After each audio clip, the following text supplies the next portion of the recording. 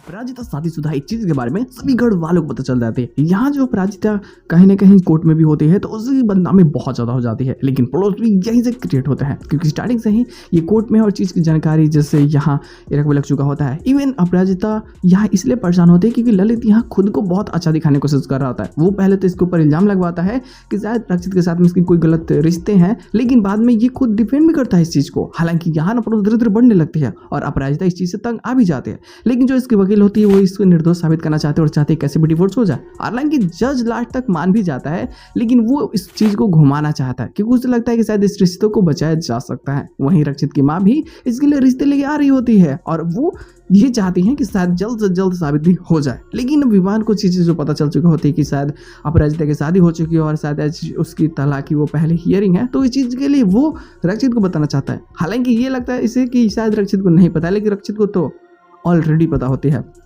घर में भी वो सबको बता देता है। इरा को भी ये सारी चीज़ें पता चल जाती है। वो तो बहुत खुश हो जाती है। वो अपनी मासी को बता देती है कि ऐसी चीज़ें हैं और हमें सबसे बड़ा सुराग मिल चुका है कि अपराजिता की शादी हो चुकी है। वो कितनी झूठी है, मक्कार है। वो रक्षित से सिर्फ पैसे के लिए सारी चीज़ें कर रहे थे।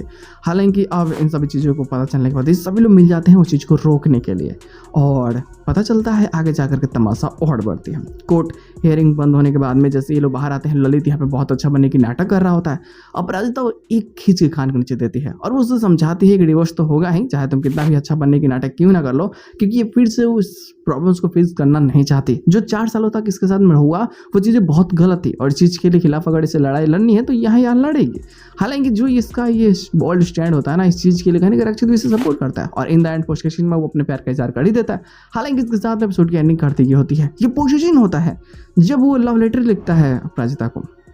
जब वो पढ़ती है वो कोई जवाब नहीं देती उस लेटर का, वो चुपचाप मुड़ के जाने लगती है। हालांकि उस मतलब शांत में भी इसके प्यार का एहसास इसे करा देता है और रक्षित भी समझ जाता है कि शायद ये मुझसे प्यार करती है, लेकिन ये बंधन समाज और इन सभी चीज़ों से ये डर रही है। ये डर इस चीज़ से रही है कि क्या पता तलाक होगा या नहीं होगा। तो इन सभी चीज़ों को जानने के बाद में अब रक्षित सोचता है कि ये इसके लिए स्टैंड लेगा, मदद करेगा और इसे हर उस तकलीफ में खड़ा होगा जहाँ ये अकेली है।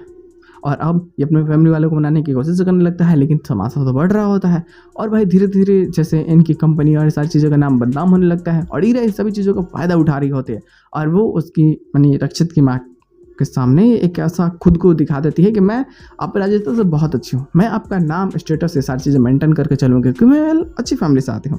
अपराजिता शादीशुदा है, आप अगर उससे अपने बच्चे की शादी करते हैं तो उसकी तो समझता है उसके कारण आपके बच्चे के फ्यूचर पे भी बहुत बड़ा धब्बा लग जाएगा। तो इस चीज़ के लिए शादी मत कराइए। लेकिन यहाँ रक्षित की माँ क्या स्टैंड लेती है क्या नहीं, ये सारी चीज़ें भी देखना काफ़ी ज़्यादा मज़ेदार होने वाली है। जिस स्टोरी को काफ़ी बेहतरीन और काफ़ी इंटरेस्टिंग बनाएगी। आई थिंक आने वाले स्टोरी लाइन काफ़ी मज़ेदार होगी। तो बस आज के एपिसोड बस इतना ही। हम लोग मिलते हैं बहुत जल्द किस नए एपिसोड के साथ में, तब तक के लिए बाय।